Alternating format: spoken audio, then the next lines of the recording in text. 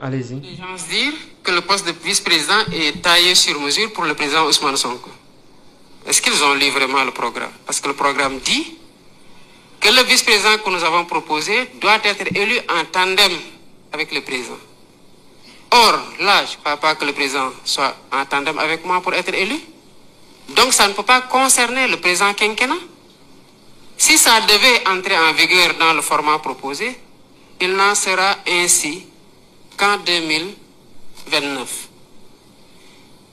Et dans ce cas-là, il serait le fruit de larges concertations. Parce que moi, je crois au dialogue quand il est franc, sincère, et quand il a un objectif à partir duquel on veut tirer quelque chose de consensuel pour être dans une dynamique progressiste pour ce pays-là. Il n'y a aucun leader politique qui refuse ça. Mais ce qu'il y a à comprendre, et ça, on n'attendra pas 2029 pour le faire. Dans le diagnostic de tous nos programmes, et cela a été ressorti en 2013, où nous n'étions pas encore en politique. Le projet de réforme, la Commission nationale de réforme des institutions, la CNRI, a rendu ses conclusions en décembre 2013. En ce moment-là, je pense qu'on était dans l'écriture des statuts de PASTEF, parce qu'on a fait l'Assemblée générale de PASTEF le 4 janvier 2014. Donc pendant que la CNRI faisait observer que le président de la République au Sénégal concentre trop de pouvoir et écrase tous les autres pouvoirs, on n'était même pas encore en politique. Donc ce constat-là, si 10 ans après, on le partage aujourd'hui de sorte à devoir chercher à y remédier, et c'est parce que ceux qui sont là n'ont pas pris en charge les conclusions de la réforme, de la Commission nationale de réforme des institutions. Et on se rappelle tous de ce qu'il avait dit quand il l'a reçu. Je ne prendrai que ce qui m'intéresse. Il nous faut donc réduire les pouvoirs du président de la République. Oui. Et si on a un candidat qui veut être transparent, qui n'attend pas d'être élu pour supprimer un poste de Premier ministre, pour le reconduire après, mais qui dit que dans la perspective de la réduction du pouvoir du président de la République, même si la Commission nationale de réforme des institutions dit simplement au sein de l'exécutif qu'il faut rééquilibrer les pouvoirs. Parce que l'institutionnalisation du gouvernement dans la Constitution de 2001 même procédait de cette logique-là, de renforcer le pouvoir, le gouvernement, et de rééquilibrer un petit peu avec le président de la République. Ce qui n'a pas été fait. Donc il propose qu'il y ait ce rééquilibrage-là entre le président de la République.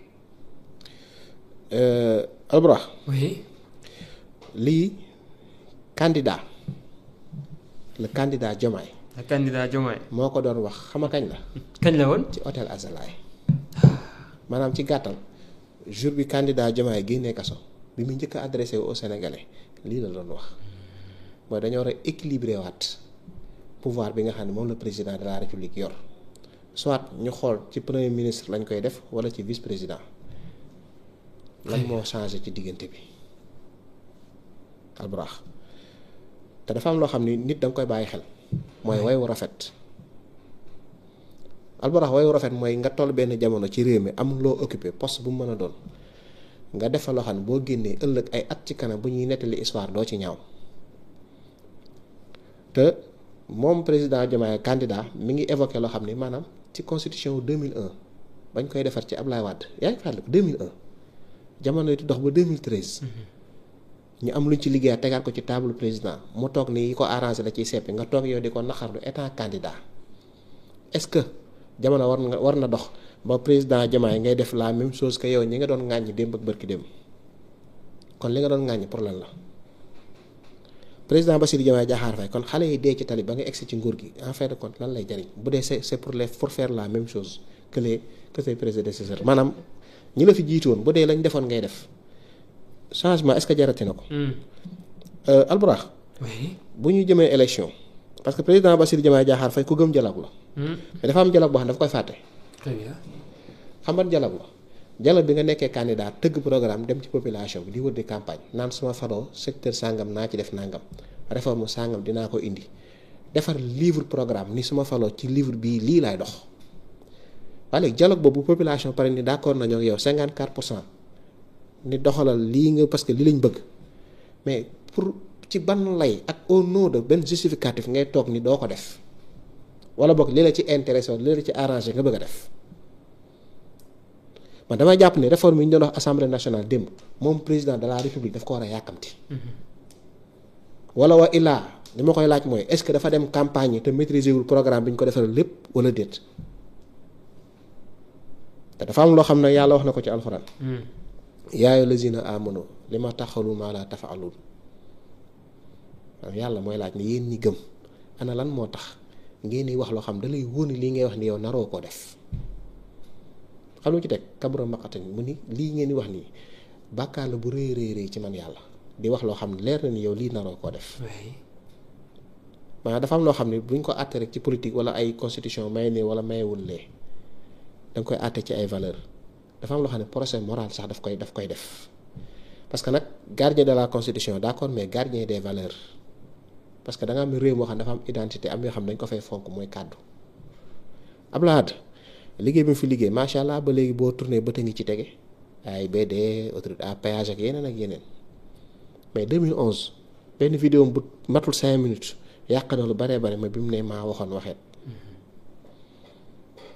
Macky Sall jour ba mu toogee naan su ma faloo damay wàññi mandat yemale ko ñaar ak ba mu toogaatee naan bëgg naa ko def ak constitution bi ñoo bañ parce que mënuma wàññi mandat bi 7 ans wala 5 ans parce que moomu ko mais am na benn bu mu gisul woon ni sama cadre damay jaral ma démissionné ñu tëggaat élection yi su ma tey 5 ans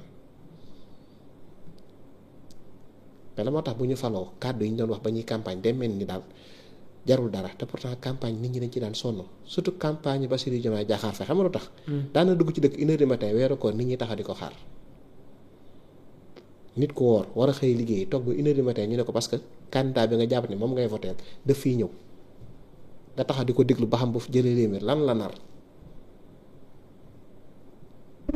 askor day ragal àq de am na loo xam ne àq la. te nag bu àttewul fii am na loo xam ne ëllëg ku nekk di nga wéet. ak yàlla mu laaj la dañ ko bàyyi xel lu jar a bàyyi xel li ma lay wax nii bu ñu yaakaar ne rek politique ci àdduna la yam ba bu la neexee dikk sa askan lu la neex bañ fal la ngay indi ay yeneen explication maanaam dafa am loo xam ne amul explication bu koy natt amul. am nga loo xam ne diggal nga ko sa askan xëy nga nekk président faf yàlla assemblée sa ni da koy def yow yaa ko war a yàkkamti ba ñu dugg ci yi ñuy dugal ay avant projet la ak bindoon nañ ko da ngeen ko rëcc ci man ak te point yi ñuy yóbbu ci assemblée démb. Alburax amul benn